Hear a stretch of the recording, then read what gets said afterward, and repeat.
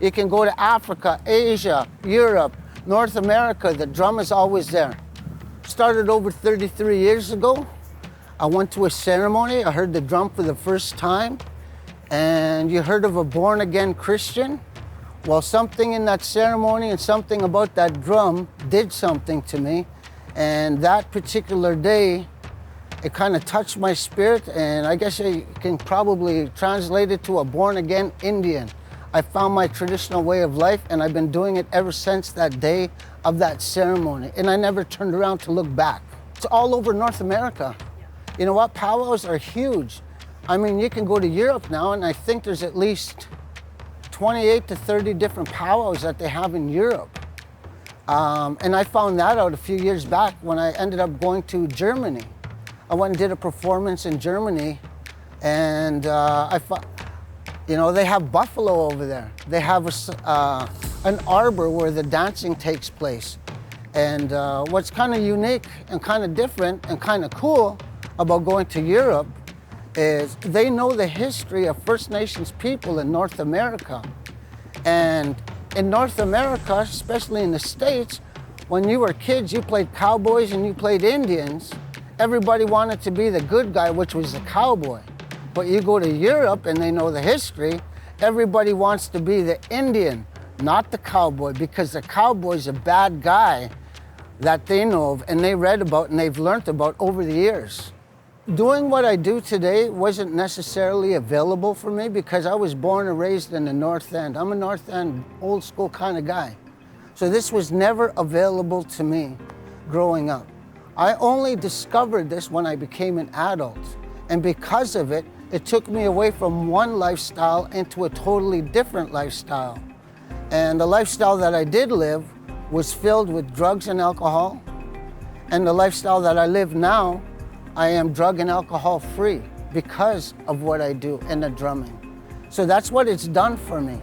And what I've done in the last 30 years is I made a commitment that if it can work for me, it can work for you. If that's what you want to do, but that's your choice. You don't have to do that. You know, that's your choice as an individual to make. And I can't force you to do that, but if you want to learn and you want to follow the proper protocol, which is staying away from those things, then I would be willing to teach you. And I've been doing that for over 30 years. I'm doing it at many different school divisions. I've been doing it at both University of Winnipeg, University of Manitoba, and I'm also consultant for some of the graduation powwows that they have throughout Winnipeg. And you know, I've been doing powwow clubs, teaching kids for 25 years within schools and different organizations. And currently, I've been doing powwow club for the last 6 years, I guess, for University of Winnipeg. And probably for the last 4 years at the University of Manitoba. And that's open to the public, right?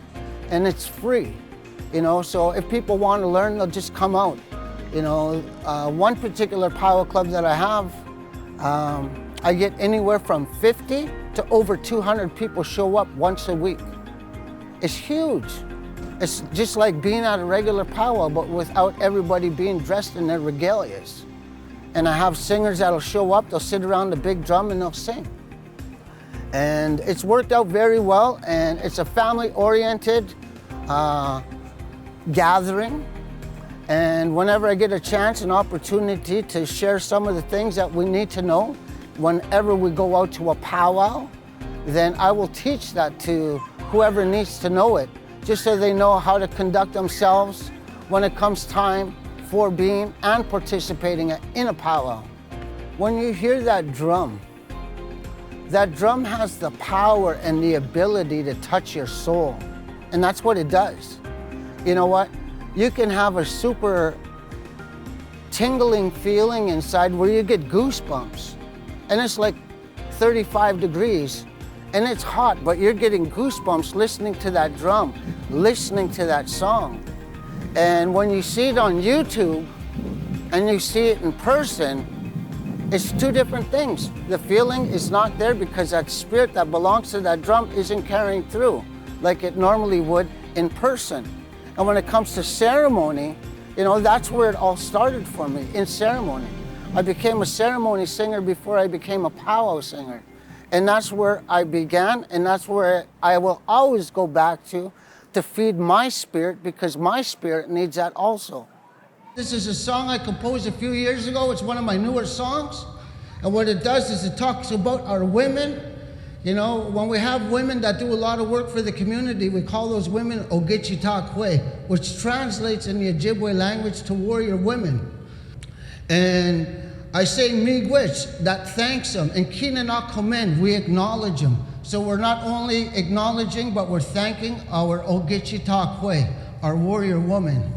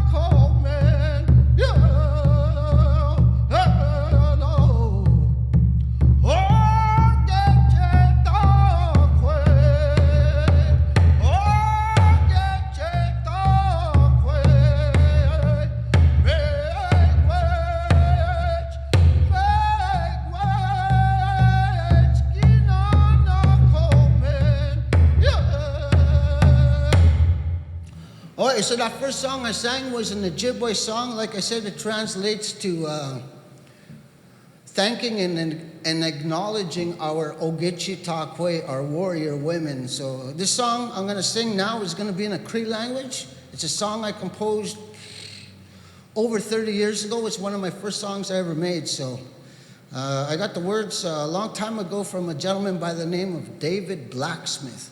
So he's the one who gave me the words to this song, and I put it together. And it's in the Cree language, and it goes a little something like this.